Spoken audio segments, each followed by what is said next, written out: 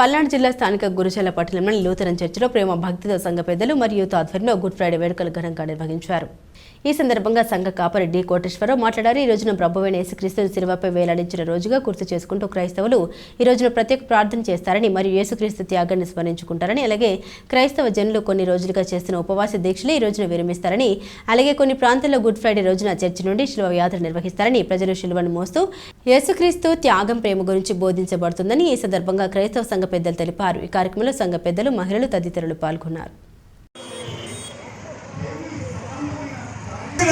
సర్వోన్నతమైన దేవుడు ఈ భూమి మీదకి వచ్చి ఆయన మనుషు స్వభావాన్ని ధరించి, అంటే మనుషులాగా రక్తమాంసములు కలవాలై ఈ భూమి మీదకి వచ్చి రక్తమాంసములు కలిగిన ఈ మనుషులను రక్షించడానికి, ఆ అపవాది యొక్క మరణము కింద ఉన్నటువంటి వారిని విడిపించడానికి మరణాన్ని గెలిచి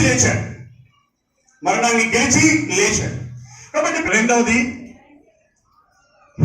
హెడ్ మాస్టర్ సిగ్నేచర్, మూడవది పేరెంట్ సిగ్నేచర్. ఇలా ఉంటాయి. ఆలోచిస్తూ ఉంటే మీకు ఎగ్జాంపుల్ చెప్పాలనిపించింది.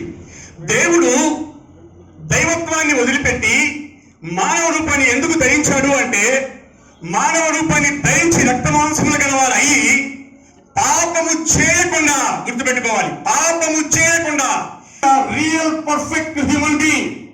అప్పుడు ఆయన చిందించిన రక్తం వలన ఈ మనుషులందరి పాపాలకి విమోచన కలుగుతుంది. కాబట్టి సర్వోన్నతమైన దేవుడు మానవ రూపాన్ని ధరించిన ఆయనకి ఆకలి వేస్తూ ఉంది. తెలిసి కూడా నేను ఎందుకు వచ్చాను అంటే చావడానికే వచ్చాడు, చనిపోవడానికే వచ్చాడు.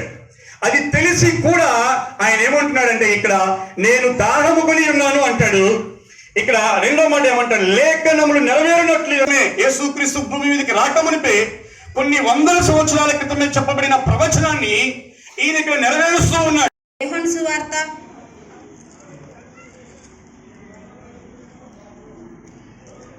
యోహాను సువార్త 18వ అధ్యాయము. యేసును పిలిచి, యూదుల రాజువు నీవేనా? ఆయనను అడుగగా, యేసు నీ అంతటా నీవే